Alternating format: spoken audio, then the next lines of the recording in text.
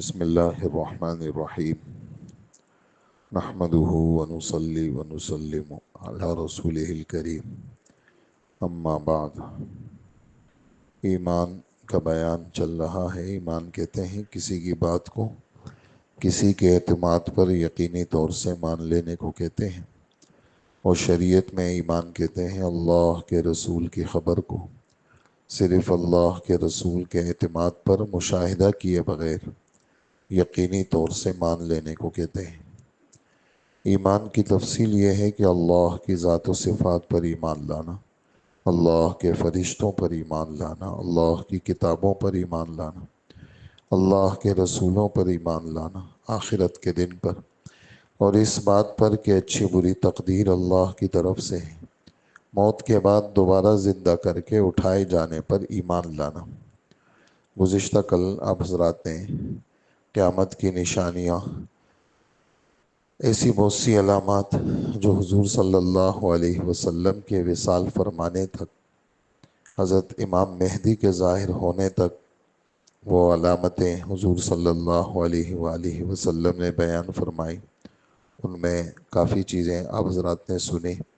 ان میں ایک بات یہ بھی تھی کہ والدہ والد کی نافرمانی کرنا اور اپنی بیوی کی بات ماننا، دوست کو قریب کرنا اور باپ کو دور کرنا، یعنی باپ کو اہمیت نہیں دینا، دوستوں کو اہمیت دینا، مسجدوں کے اندر شور مچانا، چیخنا چلانا۔ مسجد سکون کی جگہ ہے، خاموشی کی جگہ ہے، لیکن مسجدوں میں شور ہوگا، یہ بھی قیامت کی نشانی ہے۔ فاسق اور گناہ گار قسم کے لوگوں کا وہ سربراہ بن جانا، بڑے بن جانا، اور برے آدمی کا اس کے شر سے بچنے کے لیے اکرام کرنا، برے آدمی اس کے شر سے بچنے کے لیے اس کا خیال رکھنا، اس کا اکرام کرنا، تاکہ یہ مجھے کچھ نہ کہیں۔ کھلم کھلا گانا باجے ناچ رنگ کی زیادتی کا ہو جانا، بعد والے لوگوں کا پہلے لوگوں پر لعنت کرنا، بعد کے لوگ پچھلے بزرگوں کو برا بلا کہنا، جو اکابر مشائخ گزرے ہیں ان کو اچھا نہیں سمجھنا، ان کو برا سمجھنا، ان کی بے ادبی کرنا، ان کی شان میں گستاخی کرنا۔ اور ہمیں تو پتہ نہیں ہے، وہ تو ہمارے بڑے ہیں، لیکن کوئی چھوٹی سی بات لے کر کے ان کے بارے میں جملے کہنا اور سامنے بھی بدتمیزی کرنا، پیٹھ پیچھے بھی بدتمیزی کرنا، تو یہ چیزیں بدبختی کی علامت ہے۔ جب آدمی اپنے بڑوں کی تعظیم نہیں کرتا، بے ادبی کرتا ہے، تو بے ادبی آدمی کو بہت دور لے جاتی۔ اسی وجہ سے بزرگوں کا مقولہ ہے با ادب با نصیب اور بے ادب بے نصیب۔ با ادب با مراد، بے ادب بے مراد۔ ادب جتنا ہوگا اتنا آدمی کے نصیب اچھے ہوں گے، اتنا آدمی اپنے مرادوں کو پائے گا، اور جتنا آدمی بے ادب ہوگا تو اتنا آدمی بے مراد ہوگا، پریشان ہوگا۔ اس لیے اپنے بڑوں کا ادب کرنا، والد کا ادب کرنا، والدہ کا کرنا، استاد کا ادب کرنا، احترام کرنا، بڑوں کا نام آئے تو بڑوں کے نام کے لیے تعظیمی الفاظ کہنا۔ جتنا آدمی اپنے بڑوں کی قدر کرے گا، اپنے مشائخ کی کا احترام کرے گا، اس کے دل میں بڑوں کی عظمت احترام ہوگا، تو اس کو اللہ پاک ترقیاں دیں گے اور برکتوں سے مالا مال کریں گے۔ فتنوں کا اس طرح مسلسل آنا، جس طرح دھاگا ٹوٹنے سے تسبیح کے دانے گرتے ہیں، آج ایک مسئلہ ہے تو کل دو ہو جائیں گے، پرسوں تین ہو جائیں گے، مسائل ہی مسائل، پریشانیاں ہی پریشانیاں۔ تو یہ بھی قیامت کی نشانیوں میں سے نشانیاں ہیں۔ اور حضرت انس رضی اللہ تعالی عنہ وہ اپنے شاگردوں کو فرما رہے ہیں کہ ہر بات کا دن پچھلے دن کی بنسبت زیادہ شر والا ہوگا، ہر بات کا دن پچھلے دن کی بنسبت زیادہ شر والا ہوگا، اور یہ والی بات میں نے تمہارے نبی سے سنی ہے، یعنی حضور صلی اللہ علیہ وسلم سے یہ والی بات ہم نے سنی ہے کہ ہر بات کا دن وہ پہلے دن کی بنسبت شر والا ہوگا، یعنی ایمان اور یقین کے اعتبار سے کمزوری والا دن ہوگا۔ تو آدمی کو چاہیے کہ وہ ایمان اور یقین کی کمزوری والے اسباب اختیار نہ کرے، بلکہ اس کی ترقی والے اسباب کی کوشش کرے۔ وقت میں بے برکتی کا ہونا، یہاں تک کہ سال کا مہینے کے برابر، مہینے کا ہفتے کے برابر، ہفتے کا دن کے برابر، اور دن کا ہو جانا ایسا جیسے کوئی چیز آگ لگتے ہی بھڑک کر فوراً ختم ہو جاتی ہے، ایسے ہی دن گھنٹے ایسے گزریں گے۔ اور یہ بھی نشانیاں ہیں کہ نہایت سرخ رنگ کی آندھیوں کا چلنا، اور زمین پھٹے گی، لوگ اس میں دھسیں گے۔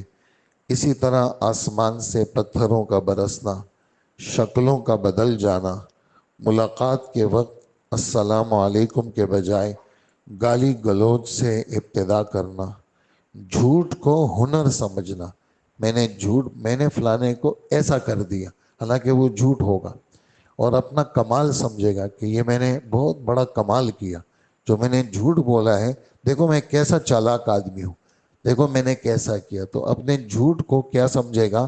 ہنر سمجھے گا، اپنی کامیابی اس میں سمجھے گا۔ یہ بھی قیامت کی نشانی ہے۔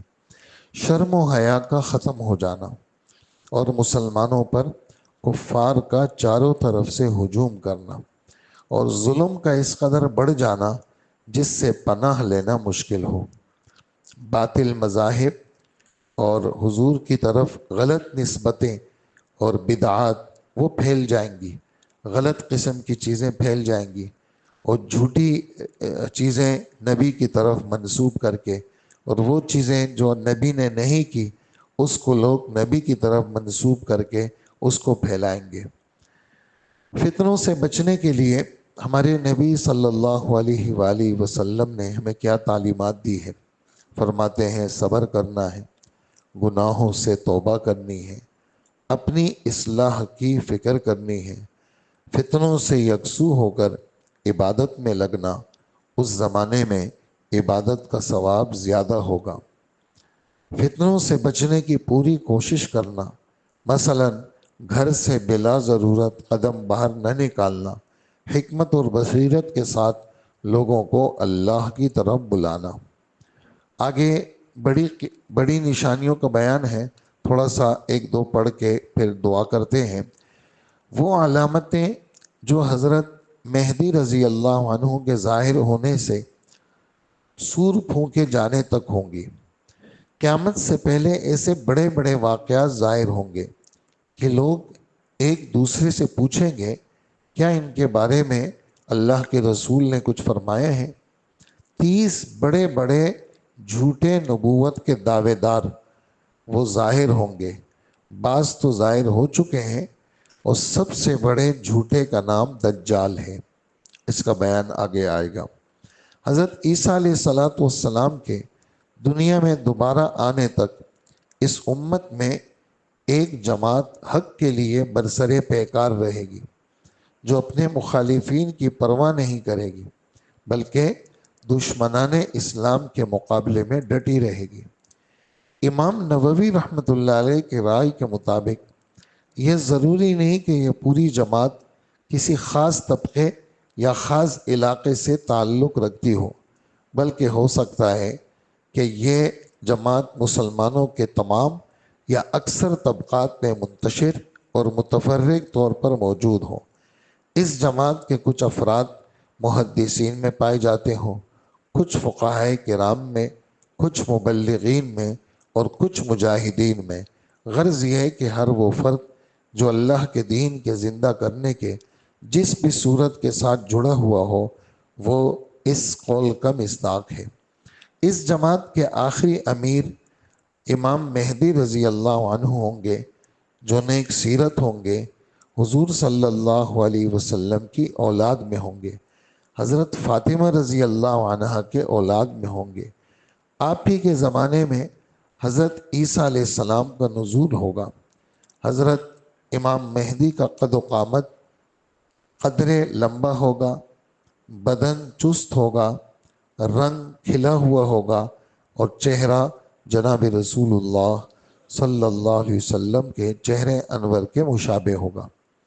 اسی طرح آپ کے اخلاق جناب رسول اللہ صلی اللہ علیہ وسلم سے پوری مشابہت رکھتے ہوں گے، اور امام مہدی کا نام محمد ہوگا، ان کے والد کا نام عبداللہ ہوگا، اور والدہ کا نام آمنہ ہوگا۔ زبان میں تھوڑی سی لکنت ہوگی، جس کی وجہ سے تنگ دل ہو کر کبھی کبھی ران پر ہاتھ مارتے ہوں گے۔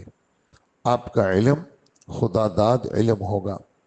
جب لوگ آپ کو تلاش کریں گے تاکہ آپ انہیں دشمن کے پنجے سے نجات دلائیں، اس وقت آپ مدینہ منورہ میں ہوں گے، مگر اس بات کے ڈر سے کہ لوگ مجھ جیسے کمزور کو امیر نہ بنا دیں، آپ مکہ مکرمہ چلے جائیں گے۔ اس زمانے کے اولیاء کرام آپ کو تلاش کریں گے۔ بعض لوگ مہدی ہونے کے جھوٹے دعوے بھی کریں گے، لیکن ان کے دعوے کامیاب نہیں ہوں گے، اور جب اصلی امام مہدی حجر اسود اور مقام ابراہیم کے درمیان خانہ کعبہ کا طواف کرتے ہوں گے تو لوگوں کی ایک جماعت آپ کو پہچان لے گی اور آپ کے ہاتھ پر باوجود آپ کے نہ چاہتے ہوئے بیعت کر لے گی۔ اس واقعے کی علامت یہ ہوگی کہ گزشتہ ماہ رمضان میں چاند اور سورج کو گرہن لگ چکا ہوگا۔ مسلمانوں کا لشکر جو اللہ کی پسندیدہ جماعت پر مشتمل ہوگا، ہندوستان کا جہاد کرے گا اور فتح یاب ہو جائے گا۔ آگے پھر خروج دجال سے پہلے کے واقعات ہیں، وہ اللہ نے چاہا کل کا ہمارا سبق ہے۔ اللہ پاک ہم سب کو عمل کی توفیق عطا فرمائے۔ جمعے کا مبارک دن ہے، اس میں درود شریف کی کثرت رکھیں، سورہ کہف بھی پڑھ لیں، صلاۃ التسبیح بھی پڑھ لیں۔ آج آرام ایسا نہ کریں کہ جمعہ خطرے میں پڑ جائے، اس لیے کوشش کریں وقت سے پہلے مسجد آنے کی کوشش کریں۔ اللہم صلی علی سیدنا و مولانا محمد وآلہ واصحابہ اجمعین۔